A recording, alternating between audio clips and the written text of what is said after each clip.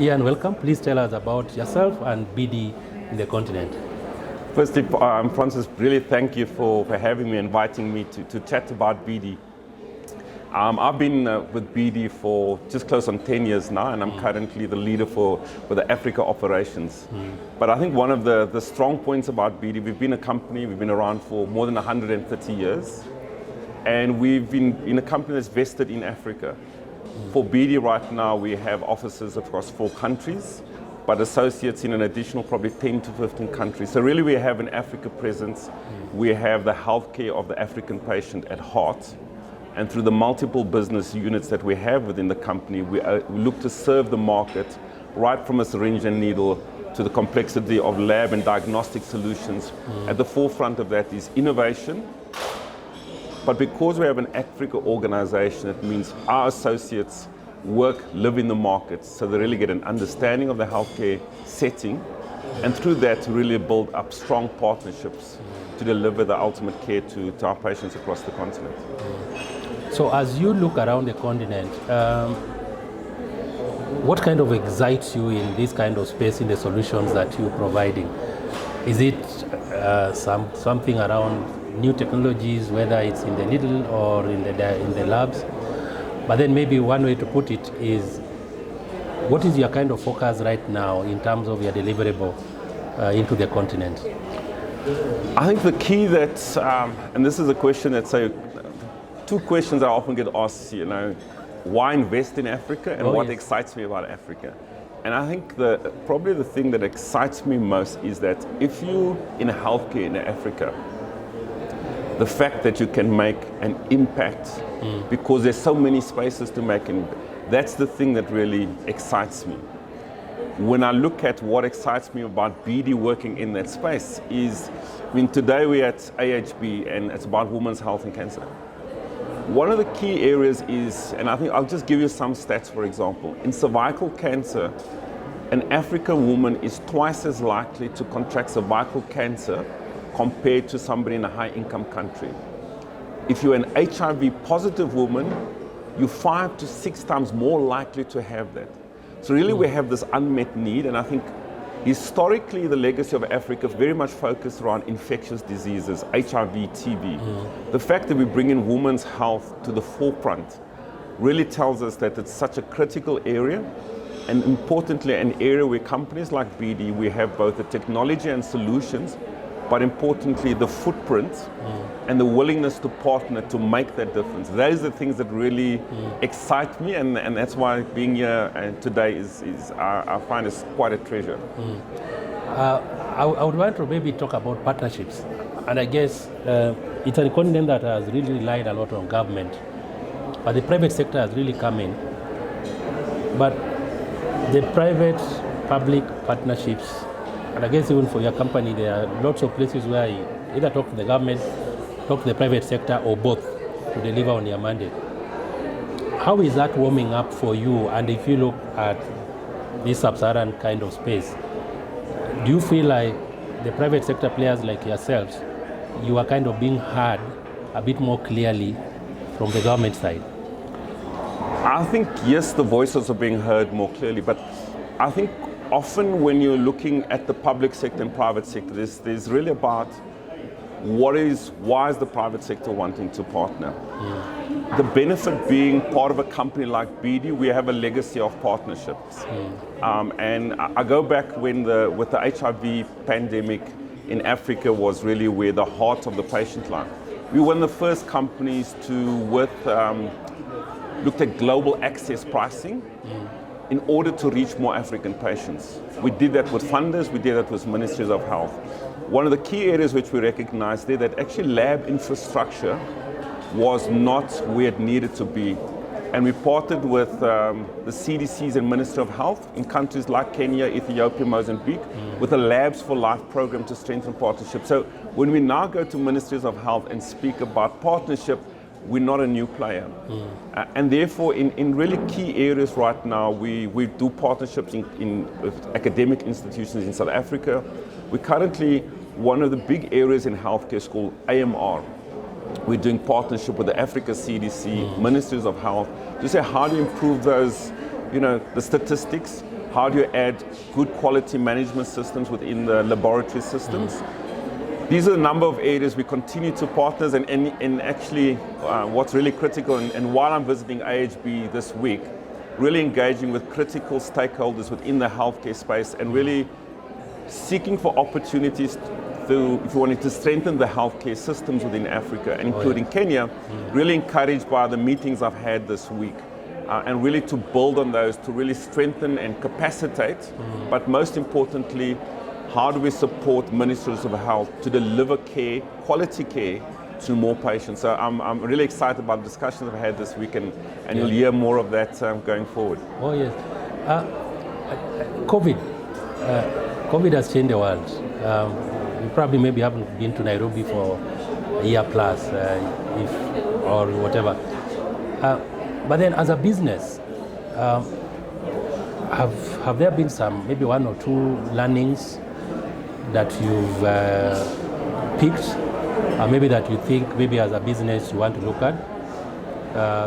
All these supply chain issues, people are now a bit more concerned about their health and wellness. Is there anything that has changed, that has maybe kind of become kind of this drum? I would say, I think, at no other time has personal health been as front and center during COVID. And you realize, if you're in Africa, how you're so much reliant on supply chains, the preparedness of ministries of health. And actually, it's one of the discussion points we've had in meetings this week. It's really about future pandemic preparedness. So what are the learnings? What do we do differently? And some of that learnings is you need to have a plan in place rather than start from scratch. And one of the plus points, I think, especially as a consequence of COVID, ministries of health have invested in diagnostics. Having good diagnostic infrastructure is pivotal to say what is the status of health, either for an infectious disease, but also for non-communicable diseases. So I think the fact that there's been new instrumentation going into the country, that will stand as a cornerstone to build on going forward. But I think it's constantly about being aware. Key around COVID has also come to the absence of data. Oh, yes. And the fact that you have registries, you have digital health, is another area which I think has raised the flag, is the more digitalized our systems are, and especially in Africa, a Minister of Health can critically see where the red flags are. So where do I send healthcare professionals? Where do I send provision to make sure, because in that county is where we've got the outbreak, not in Nairobi. If I have everybody sitting here, I'm not getting the best and maximizing my investment. So I think those are some of the really the key learnings: preparedness, having good lab infrastructure, and most importantly, how to use digital tools to better respond, to provide information and the right data to make decisions. I think one big news over the last 2, 3, 4 months has been AMA.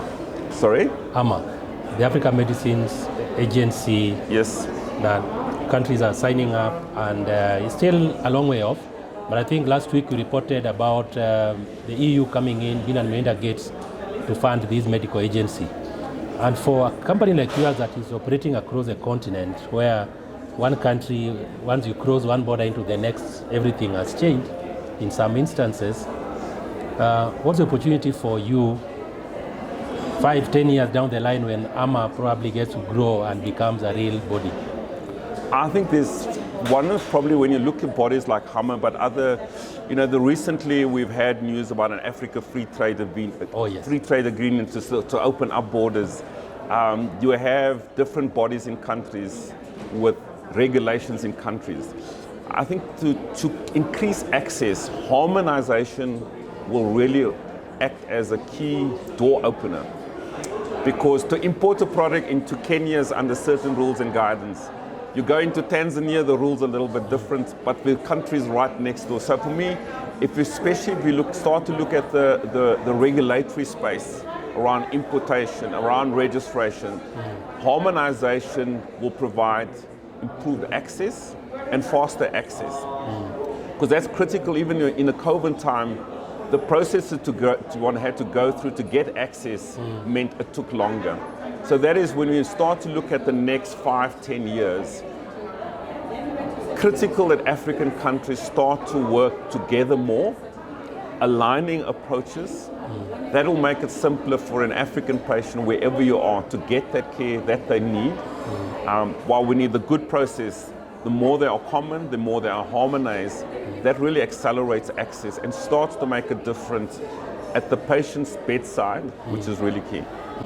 As a business, what are you focusing on, or what would you be looking at keenly in achieving, maybe in terms of your planning, in the next 5 years? I know it's a long time. Probably the one thing in BD, and I think we're a commercial organization, we really start to measure impact. We have as our purpose advancing the world of health. We start to measure impact and how many more patient lives we can impact. So yes, there's a revenue that goes with that, yes, but we start off and looking at the patient. So when I start to look forward over the next 5 years, you see, and again, as what I mentioned earlier, is very much in the past in Africa, a lot of focus because there needed to be around HIV, TB, etc.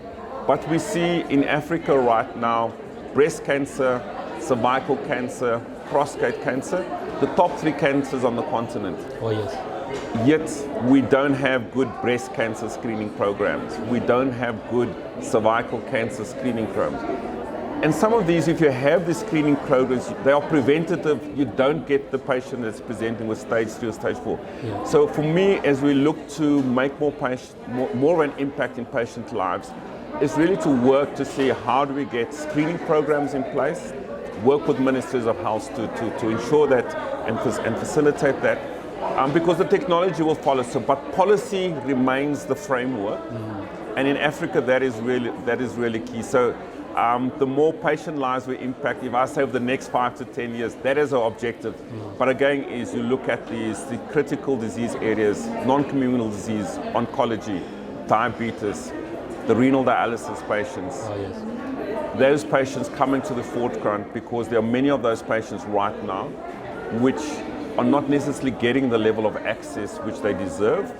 But I think importantly, as we work together, private, public funders, we can start to make more of an impact together and ultimately impact these patients' lives positively.